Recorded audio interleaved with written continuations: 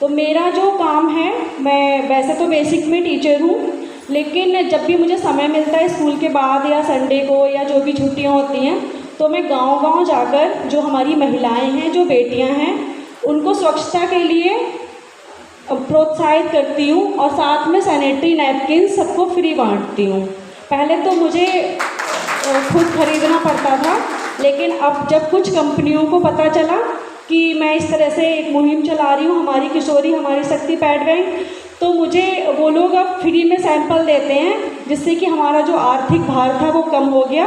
और अब 2 कंपनियां मुझे देती हैं लगातार सैनिटरी नैपकिन्स, जिससे कि मैं हर महीने 8-10 प्रोग्राम लगभग कर लेती हूँ। हमारी पूरी टीम है और टीम में डॉक्टर्स, लेडीज़ डॉक्टर भी हैं, जिससे कि कुछ बेटियां हमारी जो घर में संकोच करती हैं, अपने पापा भाई या मम्मी को नहीं बता पाती हैं, बहुत सी ऐसी बीमारियां या बहुत सी ऐसी दिक्कतें, जब वो हमारे साथ सहज हो जाती हैं तो वो बीमारियां अपनी हमसे शेयर करती हैं और हम उन डॉक्टर से उनको फ्री सलाह दिलाते हैं। और लिकोरिया जैसी काफ़ी बीमारियां हैं जिनकी हम फ्री दवाई भी दिलवा देते हैं उनके लिए। तो जो बेटियां आगे बढ़कर आती हैं, अपनी बात कहती हैं हम तक, तो हमें गर्व होता है कि हम कुछ कर पा रहे हैं अपनी बेटियों के लिए। और अगर हम बात करें, आज हम लोग साहू जी महाराज की जो जयंती है वो मना रहे हैं, और यहाँ पर अगर हम देखें तो महिलाएं नाम मात्र भी नहीं हैं। तो साहू जी महाराज का जो मेन एजेंडा था कि महिलाओं के लिए आगे बढ़ाना, उन्होंने उस टाइम पर झंडा उठा दिया था महिलाओं के लिए, जिस टाइम पर महिलाओं को ना घर से निकलने की अनुमति थी, ना पढ़ने की थी, और ना उनके लिए स्कूल थे। उस समय पे उन्होंने सिर्फ महिलाओं की प्राथमिक और माध्यमिक शिक्षा ही नहीं, उच्च शिक्षा में भी लड़कियों को आगे बढ़ने के लिए कहा। उस समय पर 40-40 रुपए की छात्रवृत्ति की भी व्यवस्था की गई, और लड़कियों को घुड़सवारी, धनुष, तीर कमान और बहुत सारी चीज़ें सीखने के लिए उन्होंने मौके दिए। और यही नहीं कि सिर्फ सीखने तक ही, राजनीति में कदम रखने के लिए भी जो साहस था वो कहीं ना कहीं छत्रपति साहू जी महाराज ने, ज्योतिबा फुले और बाबा साहब के जो मार्ग दिखाया था, उन्होंने उसके मार्ग पर चलते हुए महिलाओं के लिए जो कदम उठाए, उसी के कारण, उसी की बदौलत आज हम जो यहाँ पे खड़े होकर जो बोल पा रहे हैं, वो कहीं ना कहीं हमारे जो आप जितने फ़ोटो छपे हुए देख रहे हैं, ये इन सब की ही देन है कि हम यहाँ पर खड़े होकर एकदम स्वतंत्र रूप से कुछ बोल पा रहे हैं। जहाँ पर लड़कियों के पढ़ने के लिए व्यवस्था नहीं थी, स्कूलों की व्यवस्था नहीं थी,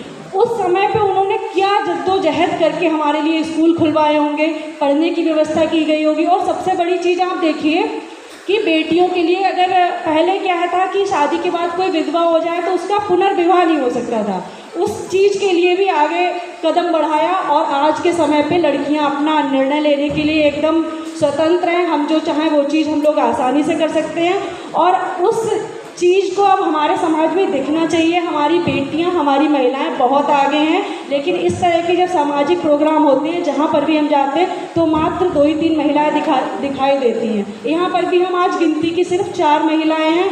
तो मुझे नहीं लगता है कि हम सब महिलाओं पर छत्रपति साहू जी महाराज या ज्योतिबा फुले का या क्या कहते हैं, बाबा साहब ने जो जद्दोजहद की उस टाइम पे, वो कोई फ़र्क पड़ा है। जब आप समाज में दिख ही नहीं रहे हैं, तो घर बैठकर आप लोग, समय सबके पास 24 घंटे, हमारे पास भी, मेरे भी 2 बच्चे हैं, इनके भी बच्चे छोटे हैं। हम लोग अपना, अभी बात हो रही थी, हम लोग इसीलिए लेट आ पाए, मैं अपना बच्चा किसी को देकर आई हूँ, 2 साल का है, कि कैसे, मतलब मुझे यहाँ पे जाना है, अगर मैं बच्चे को ले आती तो मैं बोल नहीं पाती।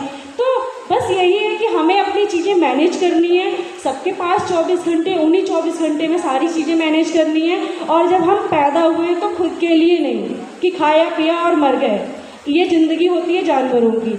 अगर हम आए हैं इस दुनिया में तो कमाया, खाया और समाज के लिए क्या करके गए, ये बड़ी बात होती है। तो अगर आप जिंदा हैं तो जिंदा दिखना ज़रूरी है। हमारे जो वसीम बरेलवी हैं वो कहते हैं कि अगर जिंदा हो तो जिंदा दिखना ज़रूरी है, आज उसूलों पे आए तो टकराना ज़रूरी है।